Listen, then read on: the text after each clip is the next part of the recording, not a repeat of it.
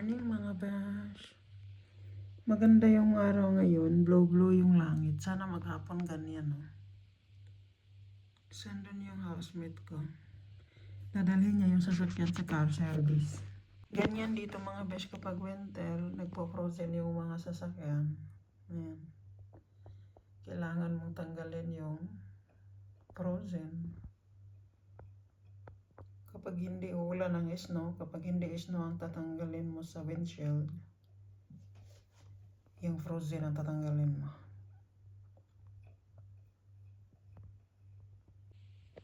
Yung bubi ko. Nagsasaing na rin ako ng breakfast ni housemate mga besh.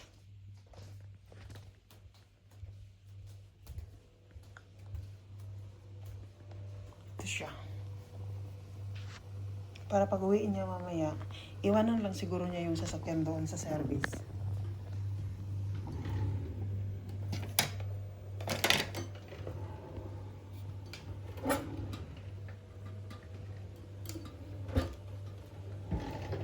Kasi baka hindi kayang gawin ng isang araw. Para mamaya, pagdating niya, kakain na lang siya ng breakfast at makapag-walking na kami. Dito na lang muna siguro kami mag-walking sa village ng Zomerets kasi wala man kaming sasakyan kung pupunta kami doon sa may Rohatsi Dolina. Magkape na tayo mga bash. Kailangan ko pala ng kutsilyo. Kumakain na si housemate. Ayan yung food niya. Rice with papaya. Ito naman yung akin kape. At saka ito. Palaman ko dito sa Kazerka. Nag-half bath lang ako kasi sobrang lamig sa labas. Minus 15. Tapos ngayon, kaninang umaga. Ngayon mga alas 9. Is ano na siya. Minus 13. Mamayang gabi na lang siguro ako maligo. Kasi hindi rin ako nakadala ng shampoo. So, kain tayo mga besh. So, manihong tinapay, oy. Sobrang katigas man, oh.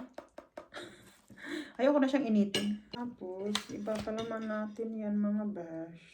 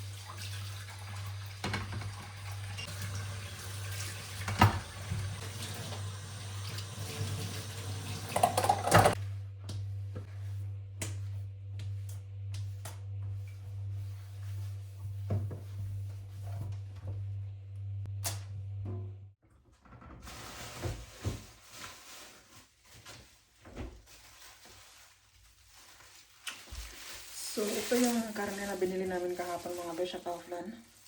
Magsabaw na lang siguro ako nito. Kasi malamig sa labas eh. Minus 10.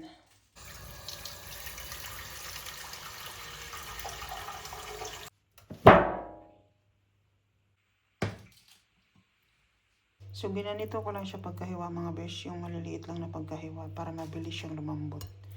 Kasi ayaw din ni housemate ng kapag nagsabaw ng malalaki yung hiwa. Ganito lang kalaki yung mga gusto niya. So, itong karne na ito mga besh is tanghalian at hapunan na ito. So, pakukuluan ko lang siya ng matagal dito para lumambot talaga siya.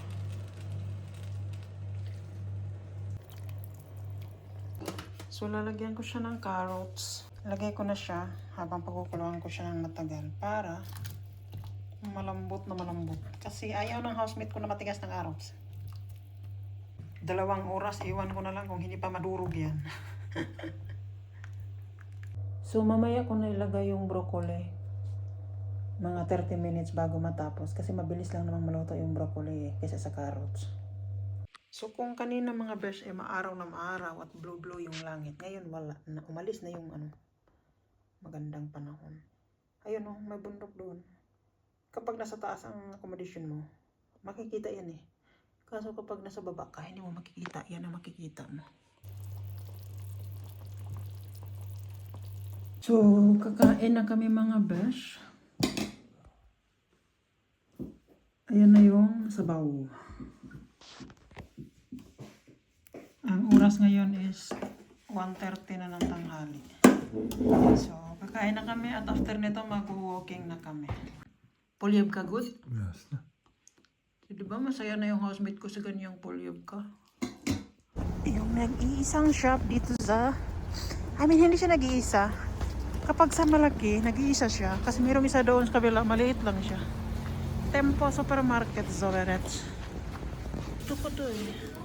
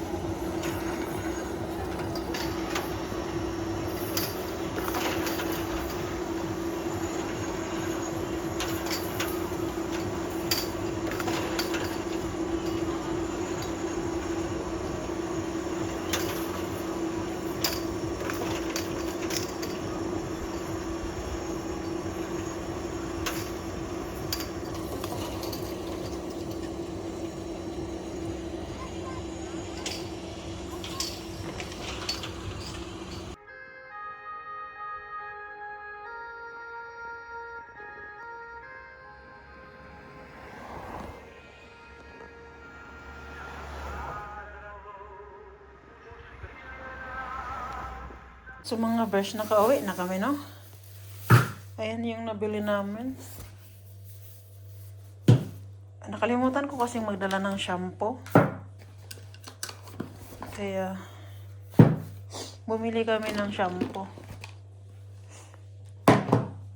Ito siya. Ito na lang yung binili ko. Tapos sabon. Paano to? Pang laba ko sa panty ko. Tapos ito naman. Tapos tofu.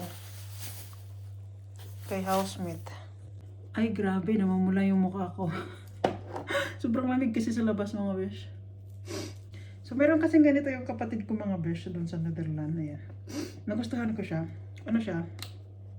Yung kanya is extract lemon juice. Nilalagay niya, ginagamit niya pang sawsawan, tapos pag nagkinilaw siya, yun yung ginagamit niya. Kumbaga para siyang, kalamansi.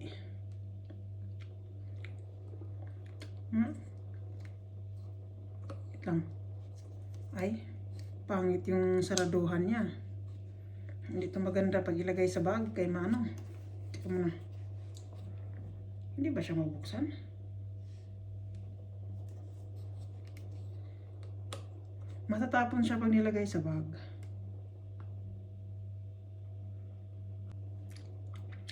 Ang asim. Lemon juice na siya mga besh. So ito na yung gamitin kong sa sawsawan. Ayan.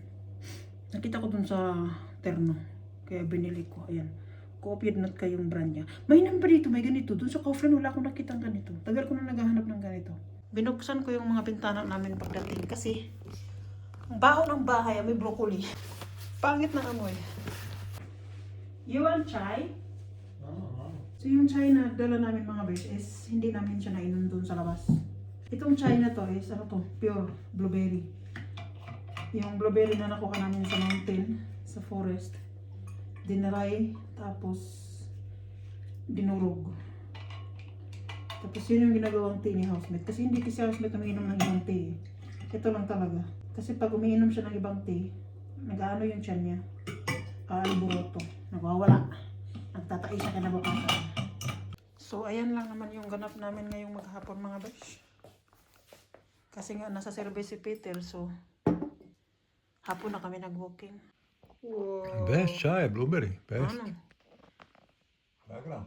Manood tayong TV. May orasan nila, hindi gumagana. Alas 4 mahigit na. Kaya sa labas, medyo palilim na siya. So, dito na lang muna kami, mag-sitting preta. Tapos na naman ang isang araw.